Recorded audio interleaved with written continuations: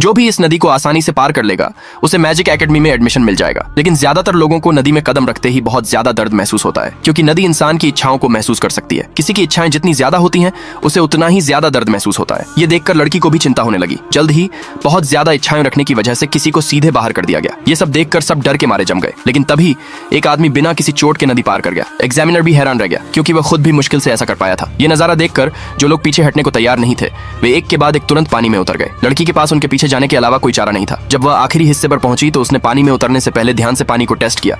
हालांकि जहां बाकी सब लोग बहुत ज्यादा दर्द सह रहे थे, वहीं लड़की यह देखकर हैरान रह गई कि नदी उसे सिर्फ ठंडक और ताजगी दे रही थी। सब हैरान रह गए। वह खुशी खुशी पानी में खेल रही थी, जरा भी दर्द महसूस किए बिना। बाकी लोग बड़ी मुश्किल से पानी पार कर गए और टेस्ट पास कर लिया। लेकिन जैसे ही वे खुशी खुशी एकेडमी की तरफ बढ़े, उन्हें उसके सामने सिर्फ एक लोहे की चेन मिली। चेन के नीचे एक गहरी चट्टान थी।